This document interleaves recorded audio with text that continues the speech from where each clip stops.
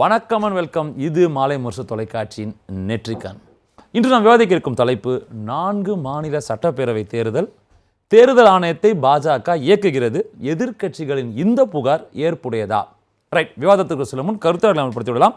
அரங்கத்தில் நம்மோடு திரு மதிவாணன் திமுகவிலிருந்து வணக்கம், திரு நாகராஜ் அவர்கள் பாஜகவிலிருந்து இணையத்தின் வழியாக வணக்கம் நாகராஜ் சார், திரு சந்திரசேகர் காங்கிரஸிலிருந்து வணக்கம், காந்தராஜ் மூத்த அரசியல் விமர்சகர் வணக்கம், மற்றும் வலதுசாரி சிந்தனையாளர் திரு குமார். ரைட்டு சார், நம்ம சந்திரசேகர் பார்வையிலேருந்து புரிஞ்சுப்போம், காங்கிரஸ் பார்வையிலேருந்து புரிஞ்சுப்போம். 4 மாநில தேர்தல் அறிவிக்கிறோன்னு வராங்க, அதில் சார் செக்யூரிட்டி ரீசன் இருக்குது, திருவிழா இருக்குது, இன்னும் டேர்ம் முடியறதே அக்டோபர் எண்டு தான், இப்படி பல விஷயங்கள் அவங்க சொன்னாலும் அதெல்லாம் இல்லை, நீங்கள் அதை நடத்தாததுக்கு காரணம் பாஜகவிற்கு, இப்படி சொல்வது ஏற்புடையதா? இது இதில் பாஜக இயக்குவதற்கு என்ன இருக்குது, தேர்தல் கமிஷன் அறிவிக்கிறாங்க அப்படின்ற அவங்க ஆளும் கட்சி வாதம். ஸோ ஒட்டுமொத்தமாக முதல் கருத்தை எப்படி புரிஞ்சுக்கணும்? முதல்ல தேர்தல் கமிஷன் அப்படிங்கிறது சுயாட்சி அமைப்பா அப்படிங்கிற கேள்விக்குரிய கடந்த ஒரு 10 ஆண்டுகளாகவே அதை உருவாக்கிட்டாங்க. ஏன்னா தேர்தல் ஆணையர்கள் நியமனத்திலேருந்தே நீங்கள் ஆந்திராவில் ஜெயிக்கிறாங்க, கர்நாடகாவில் ஜெயிக்கிறாங்கன்னு இல்லை, ஹோலிஸ்டிக்காக நீங்கள் பாருங்கள். ஒவ்வொரு இடத்துலையும் அந்த புகார்கள் விசாரிக்கிறதுலேருந்து எல்லா விஷயத்துலையும் பார்த்தோம்னா நிறையா சொல்ல முடியும். ஏன்னா தேர்தல் ஆணையர்கள் நியமனம் இந்திய அரசியல் சாசனத்தில் 324 படி பார்த்தீங்கன்னா அதுக்கு ஸ்பெஷல் நிறையா இது கொடுத்துருக்காங்க, பவர் கொடுத்துருக்காங்க. தேர்தல் ஆணையத்துக்குன்னு ஸ்பெஷல் பவர் நிறையா கொடுத்துருக்காங்க. ஆனால் இவர்கள் அதை ஒருதலை பட்சமாக எல்லாவற்றையும் யூஸ் பண்ணுறதை பார்க்குறோம். நீங்கள் முதல்லையே 2019 அசோக் லாவாசா ரிசைன்லேருந்தே நீங்கள் பார்த்தீங்கன்னா அவர் குறிப்பு வச்சுருக்காரு. அப்போவே கர்நாடகா தேர்தலில் மோடி அவர்கள் பிரச்சாரத்தை எதிர்த்து அவர் குறிப்பு 2-3 முறை குறிப்பு எழுதுகிறார். இது தேர்தல் நிறைய நடத்தை விதிமுறைகளுக்கு எதிரானது அப்படின்னு சொல்லி. ஆனால் அவர் சந்தேகத்துக்கிடமாக அவரை ரிசைன் பண்ண வைக்கிறாங்க. அதுதான் உண்மை. ஏன்னா அவருடைய கருத்துக்கள் ஏற்கப்படவில்லை, அவர் அப்ஜெக்ட் பண்ணிவிட்டு ரிசைன் பண்ணுறார் 2019. இப்பொழுது அதற்கு பிறகு அந்த ஒரு கேஸ் உச்சநீதிமன்றத்தில் வருது.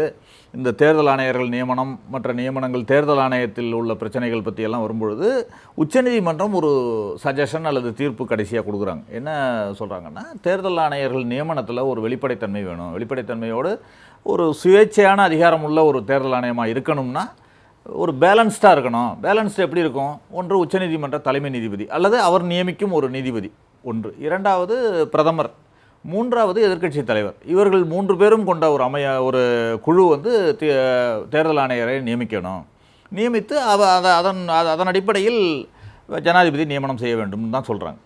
சொல்லி தீர்ப்பு கொடுக்கும் பொழுது இவர்கள் அதை மீறி உடனே அவசர சட்டம் கொண்டு வந்து, தேர்தல் ஆணைய திருத்த சட்டம் கொண்டு வந்து பாராளுமன்றத்தில் உச்சநீதிமன்ற தலைமை நீதிபதியை மட்டும் எடுத்துகிட்டு இவர்கள் மத்திய அமைச்சர் என்று கேபினட் அமைச்சர்னு போடுறாங்க. அப்படின்னா என்ன, 2:1 பண்ணிடுறாங்க. அதன்படியே தான் முன்பு அருண் கோயல் என்ற நியமனமையும் உங்களுக்கு ஒரு சர்ச்சையானது. ஒரே நாளில் அவரை நியமித்தது, ஒரே நாளில் அவர் ரிசைன் பண்ண வச்சது, அடுத்த நாள் அப்ரூவல் கொடுத்தது, அடுத்த நாள் நியமனம் செய்ததெல்லாம் உச்சநீதிமன்றம் கொஸ்டின் பண்ணிச்சு. அதற்கு பிறகு அவரை நியமனம் செய்த பிறகு கூட அவர் ரிசைன் பண்றாரு.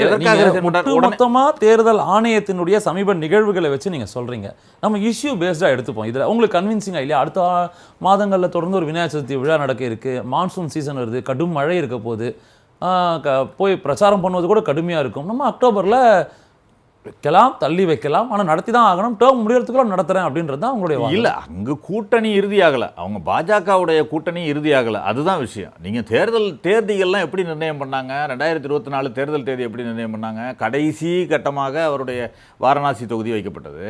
அதன் பிறகு எல்லா 7 கட்டங்களும் எப்படி வைக்கப்பட்டதுன்னா, ஒரு இடத்திலிருந்து இன்னொரு இடத்திற்கு பிரதமரும் உள்துறை அமைச்சர் அவர்களெல்லாம் பிரச்சாரம் செய்வதற்கு வசதியாக அந்த தேர்தல் தேதி நிர்ணயிக்கப்பட்டது. இப்படித்தான் வச்சாங்களே தவிர எல்லாவற்றையும் அவர்களை கேட்டுக்கொண்டு தான் வைக்கிற மாதிரி இருக்கு. பாஸ் யாரு அப்படிங்கிறது தான் இப்போ கேள்வி. தேர்தல் ஆணையம் ஒரு அமைப்பு தேர்தலை நடத்துது, ஆனால் யாரை கேட்டு நடத்துகிறார்கள் என்பது தான் இப்போது கேள்வி. திருப்பி நம்ம இங்கே இந்த இடத்துக்கு வரணும். குற்றச்சாட்டுகள் வரும்பொழுது இவிஎம் குற்றம் சொன்னோம், தேர்தல் அதிகாரிகள் யாரும் சரியில்லைன்னு. ஆனால் 400ன்னு சொன்ன இடத்துல அவங்க 240 தான் வந்தாங்க. ஸோ அப்போ நீங்கள் அதை நம்புகிறோம் இல்லையா? நம்ம 99 காங்கிரஸ் வருதுன்னா நீங்கள் சொல்லக்கூடிய அந்த வாதங்கள் அந்த 400 அவங்க எடுத்துருக்கலாம். நீங்கள் அதிலேயே பிரச்சனைகள்னு சொல்கிறேன். இப்போ அதுக்கு பிறகு கூட 79 தொகுதியில் மால் பிராக்டிஸ் நடந்திருக்கிறதா தகவல் வருது, ஆய்வறிக்கை கொடுத்துருக்காங்க, அது சம்மந்தமாக கேஸ் எல்லாம் இருக்குது. இன்னும் அதற்கான ரிசல்ட் வரல. நீங்கள் 79 தொகுதியில் 5 கோடி ஓட்டு டிஃப்ரென்ஸ் வருது. ஒரு ஆய்வறிக்கையில் கொடுத்துருக்கிறப்ப 5 கோடி வாக்கு வந்து டிஃபரன்ஸ் வருது. அவர்கள் பதிவான வாக்குகளுக்கும் கடைசியில் எண்ணப்பட்ட வாக்குகளுக்கும் 5 கோடி வாக்கு வந்து டிஃபரன்ஸ் வருது. அது பெரிய ஹியூஜ் டிஃபரன்ஸ் அது ஆக்சுவலாக. அது மட்டும் இல்லாமல் ஒடிசாலையும் ஆந்திராலையும் 12% டிஃபரெண்ட்டு, ஒடிசாலையும் ஆந்திராலையும். அதில் யார் அவங்க அதிகம் வந்தாங்கன்றது நம்மளுக்கு தெரியும். யார் அதிகமாக எட்ஜ் வந்துச்சு, யாருக்கு வெற்றி வந்துச்சு அந்த 2 மாநிலங்கள்லையும் அப்படிங்கிறது நமக்கு தெரியும். அப்படி 79 தொகுதிகள் இருக்குது. 79 தொகுதி வந்தால் ஆட்சியே மாறிடும். இப்போ நாம வெற்றி பெற்றால் கடின உழைப்பு, அவங்களுக்கு வெற்றி வந்தால் இல்லை இது வந்து ஒரு மால் ப்ராக்டிஸ்ன்ற ஒரு மைண்ட் செட்டுக்குள்ளே போகிறது எப்படி புரிஞ்சு? இது ஏதோ ஒரு மேம்போக்கா மால் ப்ராக்டிஸ்ன்னு சொல்லலை. இது எல்லாவற்றையும் ஆய்வறிக்கையை வச்சு தானே சொல்கிறோம். இப்போ 79 தொகுதி 5 ஏதாவது அது சம்மந்தமாக தேர்தல் ஆணையம் வந்து பதில் சொல்லியிருக்கா, அதற்கான விளக்கம் கொடுத்துருக்கா அப்படிங்கிறது தான் கேள்வி. நான் நாகராஜ் அவர்கிட்ட, நாகராஜ் சார், நீங்கள் அவருடைய குற்றச்சாட்டுகள் 1 இல்லை 2 இல்லை லைனாக கமாலே நிறையா குற்றச்சாட்டுகள் சொல்லியிருக்காரு. குறிப்பாக வந்து இந்த தேர்தலை தள்ளி போடுவதற்கு காரணமே அங்கே இருக்கிற அரசியல் சூழ்நிலை, அங்கே இருக்கிற அரசு, அவங்க எடுக்கக்கூடிய விஷயங்கள், சில முடிவுகள் எடுக்க வேண்டியிருக்கு, அதனால தள்ளி போடுறாங்க. அது மட்டும் இல்லைங்க, இந்த விஷயம் மட்டுமல்ல, கடந்த 5 வருடங்களாகவே தேர்தல் கமிஷன் என்பது பாஜகவின் கட்டுப்பாட்டில் தான் உள்ளதுன்றது தான் காங்கிரஸினுடைய ஒட்டுமொத்த வாதமாக இருக்குது. உங்கள் பதில் சார்? அனைவருக்கும் வணக்கம். அதாவது இடி ஆகட்டும் அல்லது இன்கம் டேக்ஸ் வருமான வரித்துறை ஆகட்டும், தேர்தல் ஆணையம் ஆகட்டும், எல்லாத்தையும் சுதந்திரமாக அவர்களை பணி செய்ய விடுகின்ற ஒரே அரசு என்றால் அது நரேந்திர மோடி அவர்கள் தலைமையிலான மத்திய அரசு என்று சொல்றாங்க. அந்த அளவுக்கு நீங்க பார்த்திருப்பீங்க. நான் இடியை பத்தி கூட நான் சொல்ல முடியும், எந்த அளவுக்கு எவ்வளவு பணம் கைப்பற்றப்பட்டிருக்கிறது. இதே வந்து காங்கிரஸ் ஆட்சியில எவ்வளவு நடந்தது, எவ்வளவு ரெய்டுகள் பண்ணியிருந்தாங்க, அதே போல நம்முடைய பாஜக ஆட்சியில் எவ்வளவு ரெய்டு பண்ணாங்க, எவ்வளவு பணம் கைப்பற்றப்பட்டது, அதாவது உண்மைத்தன்மை என்ன அப்படிங்கறது நான் தெளிவா சொல்ல முடியும். பல உதாரணங்களை கொடுக்க முடியும். பொதுவா ஒரு அரசை குற்றம் சாட்டுறப்ப இன்கம் டேக்ஸ் கைப்பாலி உடனே ரெய்டு அனுப்புறாங்க, அமலாக்கத்துறை அவங்க கையில் இருக்கு ரெய்டு அனுப்புறாங்க. ஆனா ரிசல்ட் என்னன்னு பார்க்கணும், எவ்வளவு பணம் பிடிபட்டு இருக்கிறது அப்படிங்கிறது முக்கியம். தமிழகத்துல பல உதாரணங்களை சொல்ல முடியும். நீங்க சமீபத்தில் 5000 கோடிக்கு மேல கனிம வள கொள்ளை நடந்த பொழுது கூட அமலாக்கத்துறை விரைந்து செயல்பட்டது. இன்னைக்கு அது நீதிமன்றத்துல வழக்கு நடந்து கொண்டிருக்கிறது. அதனால இந்த அமைப்புகள் எல்லாமே தங்களுடைய பணியை சிறப்பாக செய்யும். 2 நாள் முன்னு வரைக்கும் எங்க தேர்தல் ஜம்மு காஷ்மீர் நடக்கலான்னு சொன்னாங்க. நேற்று முந்தனத்தை அன்னைக்கு போய் அவர்கள் அங்கிருந்து அதிகாரிகள் போனாங்க, எல்லாம் பார்த்தாங்க, தேர்தல் அறிவித்தாகிவிட்டது. உடனே ஏன் லேட்டுங்கிறாங்க. நீங்க ஜம்மு காஷ்மீர் எப்படி இருந்ததுங்கிற ஒரு நிலைமை நினைச்சு பார்த்தா நிச்சயமா அந்த சொல்லி கேட்க மாட்டாங்க. இங்கிருந்து இன்னைக்கு ஒரு சுற்றுலா பயணி போற அப்படின்னா 2 கோடி பேர், நியர்லி 2 கோடி பேர் இன்னைக்கு சுற்றுலா பயணிகள் ஜம்மு காஷ்மீர் போயிட்டு வந்திருக்காங்க. இன்னைக்கு 30 வருஷம் 40 வருஷம் நடக்காம இருந்த இஸ்லாமிய பண்டிகை இன்று கொண்டாடப்படுகிறது. இன்னைக்கு இந்திய தேசிய கொடி காஷ்மீர்ல பறக்குது. இன்னும் ரிலையன்ஸ் உள்ளிட்ட நிறுவனங்கள்லாம் பல தொழிற்சாலைகளை, தொழில் நிறுவனங்களை அங்க தூக்கி இருக்கிறார்கள். அந்த அளவுக்கு ஒரு காஷ்மீர் மக்களே விரும்புகின்ற அளவுக்கு இன்னைக்கு இப்படி ஒரு மாற்றம் தர முடியுமா என்ற வியக்கத்தக்க வகையில ஒரு கடுமையான செக்யூரிட்டி கன்சர்ன் இருக்கக்கூடிய இடத்தை மாற்றிட்டோம், அங்க தேர்தல் நடத்துறோம்னு சொல்லும் பொழுது பக்கத்தில் இருக்கிற மகாராஷ்டிராவில் ஒன்றும் பெரிய பிரச்சனை இல்லை. ஆனால் அதற்கு கூறுகின்ற சாக்கு போக்குகள் தான் அது. அங்கேயே நடத்துறீங்க ஜம்மு காஷ்மீரில், உங்களால் மகாராஷ்டிராவில் நடத்த முடியல அப்படின்னா, சுதந்திர தின உரையில் ஒரு நாடு ஒரு தேர்தலாம் சொன்னார். இதெல்லாம் காரணம்னு சொன்னால் எங்கே போய் நிற்கிறது? இதெல்லாம் வந்து நம்பும்படியாக இல்லைன்றது தான் காங்கிரஸ் வாதம். இல்லை, ஒரு நாடு ஒரு தேர்தலை ஏற்றுக்கிட்டாங்களா?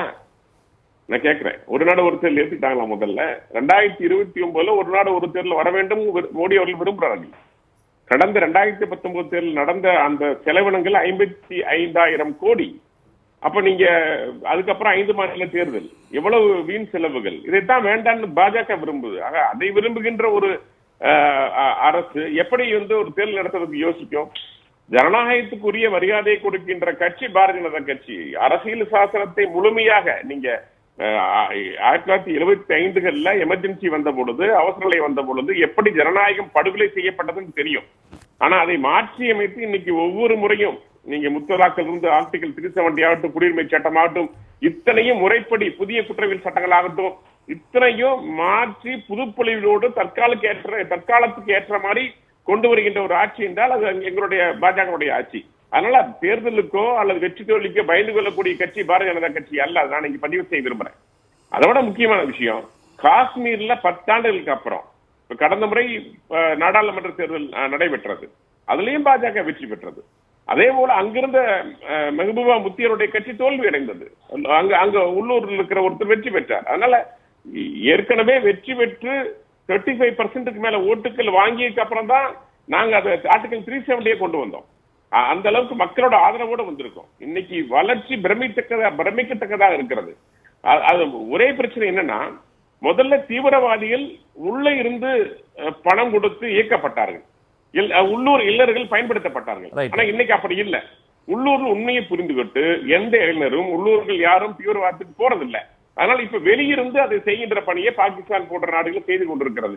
அதையும் நம்முடைய ராணுவ வீரர்கள் தைரியமாக உயிரை கொடுத்து அவர்களை இன்று திருப்பி அனுப்பி கொண்டிருக்கிறார்கள். சமீப காலமா அதுவும் குறிப்பா இந்த 240 சீட்டு காங்கிரஸ் ஜெயிச்சுக்கு அப்புறம் இந்த தொல்லைகள் எல்லாம் அதிகமாயிருக்கு. நீங்க அந்த ஒரே ஒரு விஷயம் மட்டும் நான் அந்த இடத்துல சுட்டி காட்டும். நீங்க அந்த வெற்றி தோல்வியை பற்றி பேசினதுனால தான் இந்த கேள்வியும் வருது. சமீபத்திய பாராளுமன்ற தேர்தலில் ஒரு சின்ன செட்பேக் ஃபார் என்டிஏ அப்படின்னு சொல்லலாம். அங்கே எல்எஸ் போல்ஸில் அதனுடைய நீட்சியாகத்தான் தேர்தலை தள்ளி போடலாம், இந்த அட்மாஸ்பியர் மாறும், காலப்போக்கில் 2-3 மாதங்கள் தள்ளினா நிலைமை மாறலாம், காட்சிகள் மாறலாம், காம்ப்ரமைஸ் வரலாம், அதனால தான் வெயிட் பண்ணுறாங்க. இது ஒரு பொலிட்டிக்கலி மோட்டிவேட்டட் டிசிஷன் அப்படின்றது தான் காங்கிரஸினுடைய வாதம். செட்பேக் எல்லாம் நிச்சயமா இல்ல சார் பிஜேபிக்கு. ஏன் சொல்றேன்னா, நாங்க 2 முறை ஆட்சி அமைச்சிருக்கிறோம், பல நல்ல திட்டங்களை மக்களுக்கு கொண்டு போயிருக்கிறோம்.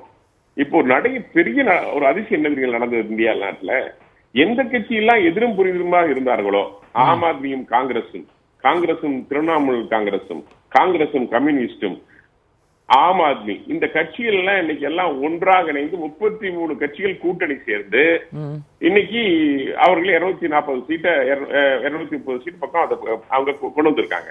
இது எப்படி ஒரு பாஜகவுக்கு எதிரான நீங்க வெற்றியா பார்க்க முடியும்? அதான் மோடிஜி அழகா சொன்னாரு, நீங்க காங்கிரஸ் 99 வாங்கியிருக்கீங்க, நீங்க 100க்கு 99 இல்ல 543க்கு 99 வாங்கிட்டீங்க. அதனால நீங்க உங்களுடைய பலத்தினுடைய இறுதி கட்டத்தை எப்படியாவது ஆட்சியை கைப்பற்ற மாட்டோம் ஏக்கத்துல நீங்க என்னவோ பண்ணி பார்த்தீங்க, அது நடக்கல. ஆனா இன்னைக்கு 3வது முறையாக தொடர்ந்து சீரிய பாதையில நீங்க பொருளாதாரத்தினுடைய நீங்க நம்முடைய நிதி அமைச்சர் கொடுத்த அந்த இதை பார்த்திருக்கலாம், ரொம்ப அழகா கொடுத்திருக்காங்க. அதாவது ஒரு வளர்ச்சிக்கான பட்ஜெட், அது வாக்கு வங்கிக்கான பட்ஜெட் அல்ல. காங்கிரஸ் சொல்றது 1 லட்சம் ரூபாய் தரோம் பெண்களுக்குன்னு சொன்னாங்க, நாங்க அப்படி பொய்களை சொல்லல, திட்டங்களை கொடுத்தோம் மக்களுக்கு. திட்டங்கள் மீன் பிடிக்க சொல்லி கொடுத்தோம், மீனை பிடிச்சு கொடுக்கல. காங்கிரஸ் மக்களை ஏமாற்றி பார்த்தது, நாங்க மீன் பிடிச்சு கொடுக்கிறோம், நாங்க மீன் பிடிக்கிறது எப்படி பிடிக்கிறதுன்னு சொல்லி கொடுத்தோம். நீங்க சொல்லி கொடுத்தீங்க, ஆனா வளர்ச்சி தான் இன்னைக்கு இல்ல புரியுது. ஆனா ஒரு சின்ன கேள்வி என்னன்னா, தேர்தலுக்கு முன் தினம் ரிசல்ட் வரதுக்கு முதல் நாள் வரைக்கும் 400 பார், அதாவது 400க்கு மேலேன்னு தான் நம்ம சொல்லிக்கிட்டு இருந்தோம். ஆனால் அது இன்னைக்கு கிட்டத்தட்ட நமக்கு ஒரு ஆதரவோடு கூடிய ஒரு கூட்டணி அரசு அப்படின்னு வந்திருக்குன்னா, ஏதோ ஒரு இடத்துல நீங்கள் சொல்லக்கூடிய அந்த வெற்றின்றது லைட்டாக திரும்பி இருக்குன்னு புரிஞ்சுக்கலாமா? அதுக்கு சில காரணங்களை நாங்களே எங்க சைட்ல சில குறைகள் இருக்குது அப்படிங்கறத நாங்க வெளிப்படையா சொல்றோம். யூபியில நடைபெற்ற சில பிரச்சனைகள், யூபியில எங்களோட கூட்டணியில் இன்னைக்கு இருக்கிற இல்லாத அந்த நம்முடைய சமாஜ்வாதி கட்சி இன்னைக்கு அவங்களோட சேர்ந்து காங்கிரஸோட சேர்ந்து இருக்கிறாங்க. அதே போல பாத்தீங்கன்னா அந்த 1 லட்சம் ரூபாய் தருவாங்க சொன்ன ஒரு விஷயம் மிகப்பெரிய பாதிப்பை ஏற்படுத்தி இருக்கிறது. இதையெல்லாம் தாண்டி 3வது முறையாக ஒரு ஆட்சி அமைக்கின்ற சூழ்நிலையில கொஞ்சம் ஆன்டி இன்கம்பன்சிங்கிறது இருக்குதான் செய்யும். 3வதாக வெளிநாட்டு சக்திகளின் ஊடுருவல் அதிகமா இருக்கு. எப்படியாவது இந்தியாவுடைய வளர்ச்சியை தடுத்துடும். நீங்க பாருங்க, சுற்றி இருக்கிற நாடுகள் எல்லாமே, அது பாகிஸ்தான், ஆப்கானிஸ்தான், பங்களாதேஷ், இப்படி எல்லா நாடுகளும், மாலத்தீவு உட்பட எல்லா நாடுகளும், சைனா உட்பட எல்லா நாடுகளும் இந்தியாவை நோக்கி பார்க்க ஆரம்பிச்சிட்டாங்க. இன்னைக்கு ஸ்ரீலங்காவை பிடிக்க முடியாதா, மாலத்தீவு பிடிக்க முடியாதா? ஒரே முறை நம்முடைய பிரதமர் லட்சத்தீவு போயிட்டு வந்தார். லட்சத்தீவு போயிட்டு ஒரு ட்வீட் போட்டார். போட்ட உடனேயே மாலத்தீவு பொங்கி எழுகுது. ஏன்? அவங்க இன்னைக்கு பொருளாதாரம் குறையுது, அடுத்து லட்சத்தீவு இடமா மாறிட்டா, கட்டாயம் சிறப்பாயிட்டா, சுற்றுலா மாறிடும், வருமானம் குறைஞ்சிரும். இது எப்படி இந்திய பொருளாதாரத்தை எல்லாம் முடக்குவது எடுப்பதுங்கிற குறிக்கோள்ல பல நாடுகள் இருக்குது. பங்களாதேஷ்ல என்ன நடந்தது? பங்களாதேஷ்ல அந்நிய சக்தி ஊடுருவல் அப்படிங்கறத அந்த பிரைம் மினிஸ்டர் தெளிவா சொல்லிட்டாங்க. இன்னைக்கு நடந்திருக்கிற போராட்டம் உண்மையிலேயே சொல்றாங்க, இந்தியாவுல 1975ல இது மாதிரியான ஒரு எமர்ஜென்சி வந்தப்போ, எமர்ஜென்சி முடிஞ்சு தோல்வி அடைஞ்சப்போ இந்திரா காந்தி நாட்டை விட்டு ஓட பார்த்தாங்க. அப்ப பாஜக தரப்பு தலைவர்கள் சொன்ன வாக்குறுதி, நீங்க அப்படி எல்லாம் போக வேண்டிய அவசியம் இல்ல, இங்க நாங்கள் இருக்கோம்னு சொல்லி உறுதி கொடுத்தாங்க. இந்தியா அந்த அளவு கட்டுக்கோப்பாக பாஜக இன்னைக்கு வச்சிருக்காங்க. ஆனா பங்களாதேஷ் பாருங்க, ஒரு 3 ஆண்டுக்கு முறை 15 ஆண்டு காலம் ஆட்சி செய்தவங்க இன்னைக்கு நாட்டை விட்டு இந்தியா தேடி வராங்க.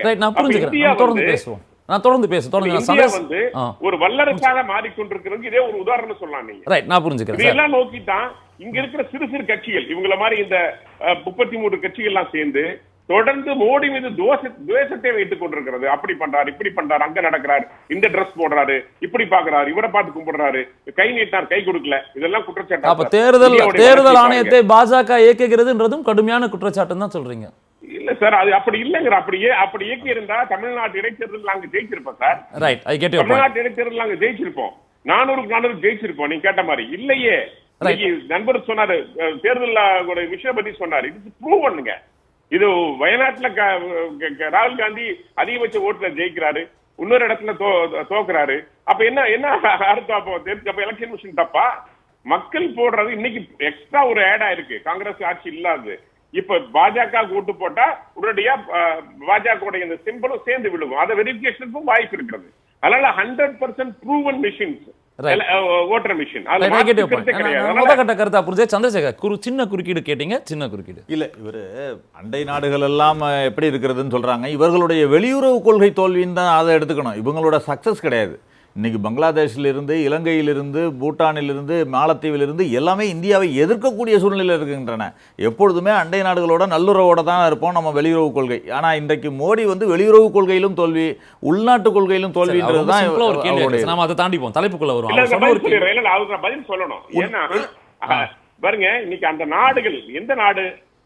பாகிஸ்தான், ஆப்கானிஸ்தான், பங்களாதேஷ், மாலத்தீவு, இதெல்லாம் யார் எந்த மதம் சார்ந்த நாடு? எந்த இந்தியாவை நோக்கி அவங்க குறி வைக்கிறாங்க? இதை நீங்க கவனிக்கணும். வேற நம்ம கொள்கையெல்லாம் ஒண்ணும் இல்ல. பங்களாதேஷ் வளர்வதை பங்களாதேஷ் இருக்கிற சில அமைப்புகளே பொறுத்துக் கொள்ளவில்லை. இன்னைக்கு 66 நாடுகளுக்கு சுற்றுப்பயணம் போயிருக்காரு பிரைம் மினிஸ்டர். 14 நாடுகள் உயரிய விருதை வழங்கி இருக்கிறது, ரஷ்யா உட்பட, அமெரிக்கா உட்பட. அதனால நீங்க அந்த வெளியுறவு கொள்கையிலே பிரதமர் மாதிரி ஒரு சிறந்த தலைவர் நீங்க பார்க்க முடியாது. பிரதமர் இந்தியாவின் தலைவர் மட்டுமல்ல, உலக தலைவர். அதை நீங்க மறந்து விடக்கூடாது. ரொம்ப சிம்பிளான ஒரு கேள்வி சார். 99 out of 543 நீங்க வந்து கடைசி ஸ்டேஜில் இருக்கீங்க. இந்த மாதிரி குற்றச்சாட்டுகள் சொல்லி தான் அரசியல் பண்றீங்கன்றது அவர் வாதம். இல்ல, அவர் நேரடியாக நான் சொன்ன குற்றச்சாட்டு எதற்குமே பதில் சொல்லலை. இவ்வளவு வாக்கு வித்தியாசங்கள் இருந்தது. அதே மாதிரி விவிபேடு இதெல்லாம் சிம்பிள் வந்துருச்சுலாம் சொல்றாருல்ல. ஆக்சுவலாக வந்து 1 year அந்த விவிபேடில் வர்ற வாக்குச்சீட்டை, அந்த சீட்டை வந்து அழிக்கக்கூடாதுன்றது இருக்கு. 2019 வாக்குச்சீட்டை இவங்க 4 மாசத்துல அழிச்சிருக்காங்க, இது பண்ணிருக்காங்க, டெஸ்ட்ராய் பண்ணிருக்காங்க. அது ஆர்டிஐ மூலமா தகவல் வந்துருக்கு. எல்லாவற்றையிலுமே மால் பிராக்டிஸ் பண்ணி தான் பாதி இது. நம்ம பேசுவோம், விரிவா பேசுவோம். நான் அதுக்குள்ள மதிவானன் தான் வைக்க வேண்டிய ஒரு கேள்வி இருக்கு. நீங்கள் குற்றச்சாட்டு உண்மைனா தமிழ்நாட்டில் 40க்கு 40 திமுகவில் ஜெயிச்சிருக்கு, நாங்கள் ஜெயிச்சிருக்க மாட்டோம். தமிழ்நாட்டில் ஜெயிக்கலைங்க, நாங்கள் வாங்கின வாக்கு என்னன்றது உங்களுக்கு தெரியும். அப்படி இருக்கும் பொழுது நீங்கள் எல்லாத்தையும் நாங்கள் மேல் ப்ராக்டிஸ் பண்ணுறோம், 400க்கு மேலே நாங்கள் ஜெயிக்க போகிறோம், 400 பார் சாதிச்சிருப்போமே. ஸோ ராகுல் காந்தி ஜெயிக்கிறாரு, தென்னிந்தியாவில் நிறைய இடத்துல எல்லாரும் ஜெயிக்கிறாங்க, நீங்கள் சும்மா குற்றம் சொல்கிறீங்க அப்படின்றது தான் அவருடைய வாதம். அதாவது சும்மா குற்றம் சொல்ல வேண்டிய அவசியம் முதல்ல எங்கள் எதிர்கட்சிகளுக்கு இல்லை. அவர் அதை முதல்ல உணரணும். ஏன்னா சார் சொன்னார் பேசும்போது, தன்னாட்சி பெற்ற அமைப்புகள்லாம் சுதந்திரமாக செயல்படுதுன்னு சொன்னார். இடி செயல்படுது, இன்கம் டேக்ஸ் செயல்படுது, தேர்தல் ஆணையமும் செயல்படுதுன்னு அவர் சொல்கிறாருன்னு வச்சிங்களேன். தேர்தல் ஆணையர் நியமன மசோதான்னு ஒன்று எடுத்துன்னு வந்தீங்கல்ல, அதையே எடுத்துன்னு வந்தீங்க. அப்போ உங்களுக்கு எந்த விதமான உள்ளர்த்தமும் கிடையாது, உள்நோக்கமும் கிடையாதுன்னா அப்போ அந்த மசோதா கொண்டு வர வேண்டிய முதல் அவசியம் என்ன? அப்படின்னா அங்கேயே நீங்கள் ஆரம்பிச்சிட்டீங்க உங்களுடைய ஆட்டத்தை ஆரம்பித்து என்ன பண்ணுறீங்க? உச்சநீதிமன்றம் ஒன்று சொல்லுது, நீங்கள் அதை மீறி 3 பேர் எடுத்துன்னு வரீங்க. யாருன்னா பிரதமர் இருப்பாராம், பிரதமரால் நியமிக்கப்பட்ட ஒரு அமைச்சர் இருப்பாராம், எதிர்கட்சி தலைவர் இருப்பாராம். ஒரு நிமிஷத்தில் இந்திய தேர்தல் ஆணையரை நியமித்த ஒரே பிரதம மந்திரி யாராக இருப்பார்னா பிரதமர் மோடியாக தான் இருப்பார். அது யாரோ ஒரு மறுத்து கருத்து. செயல்பாட்டில் என்ன குறை இருக்குது? நீங்கள் சொன்ன மாதிரி தேர்தலில் தோற்கும்னு சொல்லப்பட்ட, கம்மி வாங்கும் சொல்லப்பட்ட ப்ரீ போல் அனாலிசிஸ்லாம் தாண்டி வேறு விதமாக இந்த எலெக்ஷன் ரிசல்ட்ஸ்லாம் வந்துருக்கு. அப்போ மக்களுடைய எண்ணத்தை பிரதிபலிக்கும் வகையில் தானே தேர்தல் நடந்திருக்கு சார். நீங்கள் தேர்தல் ஆணையம் போட்ட அந்த அட்டவணை இருக்குல்ல, 7 கட்டமாக நடந்ததில்ல, அந்த 7 கட்டமே வந்து நகைச்சுவோட உச்சமாக இல்லையா? பிரதமருடைய கால் ஷீட்டுக்காக தானே அந்த 7 கட்டமாக நடந்தது. ஒரே நாடு ஒரே தேர்தல் வந்து ஓகே. அதனால தான் நாங்கள் சொல்ல வரோம். இப்போ அடுத்தது அங்கே தான் வருவோம். இப்போ சுதந்திர உரையில் என்ன சொன்னீங்க? நாங்கள் ஒரே நாடு ஒரே தேர்தல் நடத்துவோம் அப்படின்னு பேசுனீங்க. ரைட், சந்தோஷம். அடுத்த 24 மணி நேரத்தில் இங்கே என்ன நடக்குதுன்னா ஒன்றுமே இல்லை. நீங்கள் 3 மாநிலத்துக்கு தேர்தல் சொல்லணும். ஜம்மு காஷ்மீருக்கும் ஹரியானாவுக்கும் மகாராஷ்டிராவுக்கும் சொல்லணும்.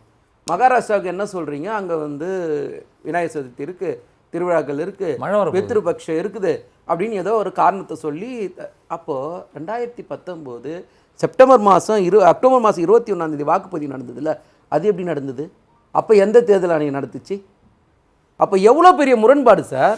2019க்கும் 2024க்கும் இவ்வளோ பெரிய முரண்பாடாக காட்டுவீங்க. அப்போ உங்களுக்கு ஒரே நாடு ஒரே தேர்தல் நடத்துறதுக்கு திராணி இல்லை. 28 மாநிலம் இருக்குது, 3 யூனியன் பிரதேசம் இருக்குது. இதுக்கெல்லாம் உங்களால் தேர்தல் நடத்த முடியல. ஒரு காஷ்மீரில் தேர்தல் நடத்தணுன்றதுக்காக நீங்கள் இன்னொரு மாநில தேர்தலை நிறுத்துறீங்க. கேட்டால் பாதுகாப்புக்கு ஆட்கள் வேணும். ஒரு நிமிஷம், நம்ம நடத்துங்கன்னு தான் நாங்கள் இப்போ சொன்னோம். ரைட்டு. இப்போ 2 மாநிலத்துக்கு அறிவிச்சிங்களா, கூட சேர்ந்து மகாராஷ்டிரா அறிவிச்சிருங்க. நாங்கள் வேணாம்னு சொன்னோம். ஏன்னா அங்கே உங்களுக்கு கூட்டணி உருவாகலை, அங்கே தோல்வி நிச்சயம் வந்துடுச்சு. அதோட பயத்தோட வெளிப்பாடாக இங்கே இந்த தேர்தலை அறிவிக்கிறீங்க. இதுக்கு வேறு என்ன நோக்கமாக இருக்க முடியும்னு நினைக்கிறீங்க? தேர்தல் தேதி அறிவிக்கிறதுக்கு முன்னாடி அவசர அவசரமாக 89 அதிகாரிகளை வந்து நீங்கள் ட்ரான்ஸ்ஃபர் செய்யப்பட்டீங்கல்ல, அந்த மாநிலத்துடைய ஃபருக் அப்துல்லா கேட்டார் இல்லை, அது என்ன பதில் சொல்ல இன்றைக்கி நீங்கள் தயாராக இருக்கீங்க? அப்போ உங்ககிட்ட பதில் கிடையாது. ஒரே நாடு ஒரே தேர்தல் நடத்த முடியாது. நீங்கள் வந்து உங்கள் வசதிக்காக மகாராஷ்டிரா தேர்தலை தள்ளிப்படுவீங்க. கேட்டால் அதுக்கு ஒரு நகைச்சுவையான ஒரு காரணத்தை சொல்லுவீங்க. 2019 எப்படிங்க தேர்தல் நடத்தினேன்னு கேட்டால் அதுக்கு நீங்கள் பதில் சொல்ல மாட்டீங்க. 2024 மட்டும் உங்களுக்கு எப்படி இந்த விசேஷம்லாம் வந்தது? புதுசாக இந்த திருவிழாக்கள்லாம் வந்துடுச்சா? 2019 இந்த திருவிழாக்கள்லாம் இல்லையா? அப்போ நீங்கள் என்ன நடவடிக்கை எடுக்கணும்னு நினைக்கிறீங்கன்னா, மோடி அவர்கிட்ட கால் ஷீட்டு கேட்கணும். அந்த கால் ஷீட்டுக்கு நீங்கள் வந்து தேர்தல் தேதி சொல்லணும். அப்படி தான் நீங்கள் நடத்துகிறீங்களே தவிர வேறு எந்த நோக்கமும் உங்களுக்கு கிடையாது. ரெண்டாவது வந்து ஹரியானாவை பொறுத்த வரைக்கும் பார்த்தீங்கன்னா 19ல் 10க்கு 10 எம்பி ஜெயிச்சிங்க. இன்னைக்கு 5க்கு 5 போயிடுச்சு. இப்போ உங்களுக்கு அங்கே தேர்தல் தனியாக நடத்தணும். முதல் அந்த 2024 நாடாளுமன்ற தேர்தலில் கால் ஷீட்டு கொடுத்தாருல மோடி அவர்கள், பிரித்து வச்சிருன்னு சொல்லிட்டு, அதே மாதிரி தான் இப்போ நீங்கள் ஹரியானாவுக்கு ஒரு கட்டம், காஷ்மீருக்கு ஒரு கட்டம், மகாராஷ்டிராவுக்கு ஒரு கட்டம், இப்படி தேர்தல் நடத்த போகிறீங்க. கேட்டால் 1 நேஷன் 1 எலெக்ஷன் பேசுவீங்க. நகைச்சுவையோட உச்சமாக இல்லை. நாங்கள் சொல்கிறது, எதிர்க்கட்சி சொல்கிறது தேர்தல் தேதியை அறிவிங்கன்னு சொல்கிறோம். நீங்கள் என்ன சொல்கிறீங்க? தேர்தல் தேதியை அறிவிக்க மாட்டீங்க. ஒருவேளை தமிழ்நாடு போன்ற மாநிலங்களில் லோக்கல் பாடி எலெக்ஷன்ஸே நம்ம பார்த்துருக்கோம். 6 மாதம் சஸ்பெண்டட், அப்படியே ரீட்டைன். இங்கே செய்யும்போது நம்ம அதுக்கு ஒரு அட்மினிஸ்ட்ரேட்டிவ் ஜஸ்டிஃபிகேஷன் கொடுக்குறோம், அதை ஒத்துக்கிறோம். இதே மத்தியில் பண்ணும்போது அவங்களுடைய கைப்பாவியாக செயல்படுகிறதுன்னு சொல்கிறோமே, அது எந்த விதத்தில் நியாயம்? ஏன்னா தமிழ்நாட்டிலே நம்ம பார்த்துருக்கோம் லோக்கல் பாடி எலெக்ஷன்லாம் எவ்வளோ. நாங்கள் 56 இன்ச்சு மார்பளவு உள்ள மோடி மாதிரி நாங்கள் இங்கே யாரும் பேசலை. நீங்கள் பேசுகிறீங்கல்ல, அந்த பேசுறதுக்கு நடந்துக்குங்கன்னு தான் நாங்கள் சொல்கிறோம். அதே மாதிரி அண்ணன் என்ன சொன்னார்? ஜம்மு காஷ்மீர் வந்து மிகவும் அமைதியாகிடுச்சு, அப்படியே வளர்ந்துடுச்சுன்னு சொன்னார். ஜூன் மாதம் 29ஆம் தேதி பிரதமர் பதவி ஏற்றார்னு நினைக்கிறேன். அன்னிலேருந்து இன்றைக்கி வரைக்கும் பார்த்தீங்கன்னா 27 தீவிரவாத தாக்குதல் காஷ்மீரில் நடந்திருக்கு. 18 பேர் அதில் மிலிட்ரி மேனும் பொதுமக்களும் இறந்துருக்காங்க. இதுதான் நீங்கள் கொடுக்குற பாதுகாப்பு. 2 கோடி பேர் அங்கே விசிட் பண்ணியிருக்காங்க. இன்றைக்கி ரிலையன்ஸ் எல்லாம் தொழில் தொடங்குறாங்க. அதெல்லாம் ஒரு சில பட்டியலிட்டார். இல்லை, இதுவை வந்து நேற்று தெளிவாக சொல்கிறோம். ஆர்டிஐயில் 1 கோடியே 4 லட்சம் பேர் தான் அங்கே விசிட் பண்ணியிருக்காங்க. 2 கோடி பேர் எங்கேருந்து வந்தாங்க? எப்படி இந்த பொய்யான தகவலை பொது வெளியில் போகிற போக்கில் அள்ளி விட்டு போயின்னு இருக்கீங்கன்னு எனக்கு புரியலையே. நீங்கள் ஒரு விஷயத்தை மக்கள்கிட்ட பார்க்கணும். இன்றைக்கி காலங்கள்லாம் மாறிடுச்சு சார். நீங்கள் சொல்கிற கதைகள்லாம் இன்றைக்கி யாரும் நம்ப தயாராக. இன்னைக்கு அடுத்த நிமிஷமே வந்து இல்ல 1 கோடி 4 லட்சம் பேர் என்ன குறைவான்னு கேட்கறேன் நான். அப்படியே இருக்கட்டும். அதுனா நான் 2 கோடிக்கு 1 கோடிக்கு எவ்வளவு வித்தியாசம்? 50% 100% ஆகிறதுக்கோ 100% 50% ஆகிறதுக்கு வித்தியாசம் இல்லையா? இருங்க நாகராஜ், நீங்க பேசும்போது எவ்வளவு அமைதியா இருந்தா? ஒரு நிமிஷம் நாகராஜ், ஒரு நிமிஷம். அதாவது உங்களுக்கு ஒரு உண்மையை வெளியில சொன்ன உடனே இவங்க இந்த மாதிரி பதறி அந்த விஷயம் வெளியில போகாம பாத்துக்கிறது தான் பிஜேபி காரனோட ஒரே வேலை. அதே கணக்கு சொல்றேன். கடந்த ஆண்டு இதே ஜம்மு காஷ்மீரில் கார்கில் கவுன்சில் தேர்தல் நடந்தது. அந்த கார்கில் கவுன்சில் தேர்தலில் மொத்தம் 26 இடத்துல 22 இடம் இந்தியா கூட்டணி தான் ஜெயிச்சுது. 2 இடம் தான் பிஜேபி ஜெயிச்சு. அப்ப அந்த தேர்தல் தைரியமா வைக்கிறாங்களே. அவங்க நடத்தலங்க, உச்ச நீதிமன்ற தீர்ப்பு சார் அது. அதனால தேர்தல் நடத்துற சும்மா இவங்க நடத்துறீங்க. தயவு செஞ்சு நடத்த வேண்டியது ஹரியானாவுக்கும் மகாராஷ்டிராவுக்கும் அறிவிக்கணும். ஹரியானா மகாராஷ்டிரா அறிவிக்கல, அதை பிரிச்சு ஹரியானாவுக்கு தனியா அறிவிக்கிறீங்க. மகாராஷ்டிரால கூட்டணி இல்ல. உச்ச நீதிமன்றத்துக்கு இதுக்கு மேல காலக்கெடு வாங்க முடியாது. தலைமையிலே 4 கோட்டு கொட்டாங்க உச்ச நீதிமன்றம். அதனால நடத்துற தேர்தல் ரெண்டுத்தையும் நீங்க பிரிச்சு தயவு செஞ்சு பார்க்கணும். பிஜேபி நண்பர்கள் என்னன்னா அப்படியே போற போகுல பொய்ய தூக்கி போட்டு போயின்னு வந்துருவாங்க. இது நம்ம உண்மையெல்லாம் நம்ப கூட. குமார்ட்ட போயிட்டு வரேன். இருங்க குமார் சார், இது உச்சநீதிமன்றம் சொல்லி நடத்தக்கூடியது ஜம்மு அண்ட் காஷ்மீர். மகாராஷ்டிராலையும் ஹரியானாலையும் நீங்கள் நடத்தணும். அங்கு சமீபத்திய தோல்விகள் ஒரு அச்சத்தை கொடுத்து தள்ளி போடுறாங்க. சொன்னதை செய்ய வேணும். Walk the talk. Modi should walk the talk. ஒரு நாடு ஒரு தேர்தல்னா அவர் நடத்துவதற்கு தயாராக தேர்தல் கமிஷன் இருந்திருக்கணும். சார், இந்தியாவில் 4 வகையான கிளைமேட் சேஞ்சஸ். அதாவது கேரளாவில் மழை வரும்போது நம்ம ஊரில் வெயில் அடிக்கும். ரைட்டு. மும்பையில் மகாராஷ்டிரா மராட்டியத்தில் மழை பெய்யும் போது இங்கே வெயில் அடிக்கும். புரியுது. 4 வகையான கிளைமேட் சேஞ்ச் இருக்கிறது. இந்த ஏப்ரல் மே வந்து ஐடியலாக இருக்கும். அது இப்போ எம்பி தேர்தல் நடந்தது இல்லையா, மே இந்த காலகட்டம் தான் சொல்லக்கூடிய அந்த ஒரு நாடு ஒரு தேர்தல் ஏப்ரல் மேலே இருக்கு. அந்த தேர்தல் அந்த டைம் இந்தியா பூரா எல்லா இடத்துலையும் அது ஒரு 2 மாதம் எல்லா இடத்துலையும் ஒரு மாதிரி இருக்கும். அப்போ கூட டெல்லியில் மழை இருக்கும். இது இது வந்து தேர்தல் எப்போதுமே பார்க்கறது தான். எப்போதுமே அந்த உள்ளூரில் இருக்கிற இந்த சடங்கு, இந்த விழாக்கள், அது இதெல்லாம் எப்போதுமே நம்ம தமிழ்நாட்டிலே எத்தனையோ முறை நம்ம ரேஸ் பண்ணியிருக்கிறோம். தேர்தல் தள்ளி வச்சுருக்கலாம், அப்படி வச்சுருக்கலாம், இப்படி வச்சுருக்கலாம்னு நம்ம விவாதம்லாம் நடத்தியிருக்கோம். ஆகையினால தேர்தல் ஆணையத்தை இப்போ இவங்க என்ன நினைக்கிறாங்கன்னா, ஒரு பழமொழி சொல்லிட்டு சொன்னால் நல்லாயிருக்கும்னு நினைக்கிறேன். உண்மையை நிரூபிப்பதற்கு ஆதாரம் தேவை, புரியுதா? ஆனால் பொய்யை உண்மையாக்குவதற்கு உண்மையை மறைத்தாலே போதும். ஆனா ஒரே ஒரு கேள்வி மட்டும் வச்சு, அந்த உண்மையை மறைக்கிறதுல புத்திசாலித்தனமா நிறைய பேர் உருவாக்கி கேள்வி மட்டும் வச்சு நீங்க தொடரலாம். அதாவது அவர் சொன்ன விஷயம் என்னன்னா, ரைட்டுங்க, மான்சூன் நீங்க சொல்ற மாதிரி கிளைமேட் சேஞ்சு, மான்சூனு, திருவிழா எல்லாமே இருக்கு. ஆனா நான் 5 வருடங்களுக்கு முன்னாடி இதே காலகட்டத்தில் இதே விநாயகர் சதுர்த்தி இதே டயத்தில் நடத்திருக்காங்க. அப்போ இந்த பிரச்சனைகள் இல்லையா? அப்போ இப்போ ஏன் அப்படின்னா சமீபத்திய நிகழ்வுகள் அப்படின்ற குற்றம். அதெல்லாம் ஒன்றும் கிடையாது சார். தேர்தல் ஆணையம் என்னென்னமோ சொல்றாங்க.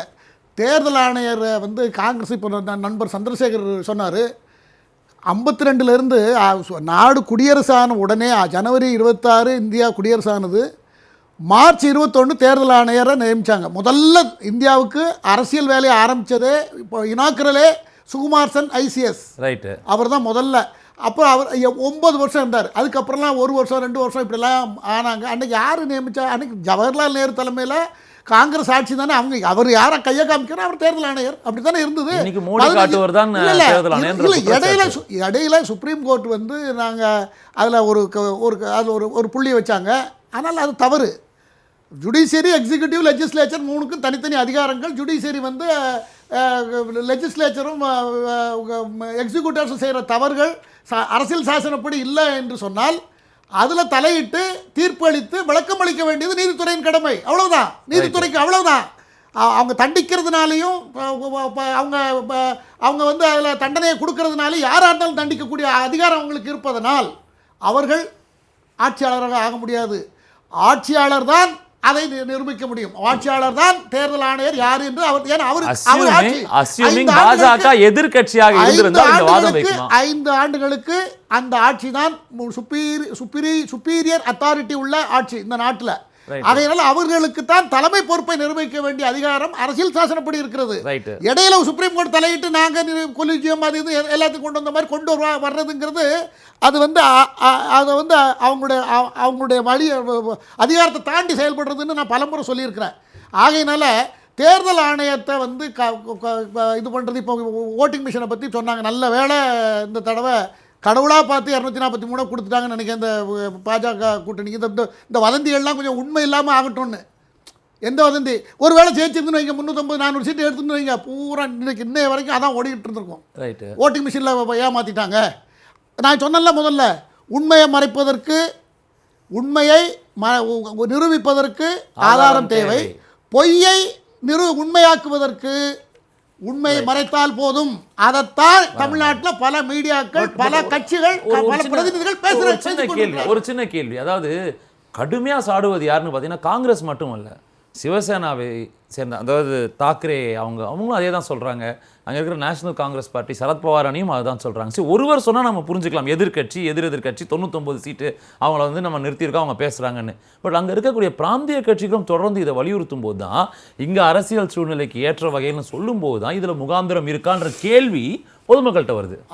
இந்திய அரசியல் இப்போ எப்படி ஆயிருக்குன்னா, சினிமா திரைப்படங்கள் 50 வருஷத்துக்கு முன்னே எப்படி இருந்தது, அதனுடைய தரம் இப்போ எவ்வளோ குறைஞ்சிருக்கு, அவ்வளோ குறைஞ்சிருக்கு.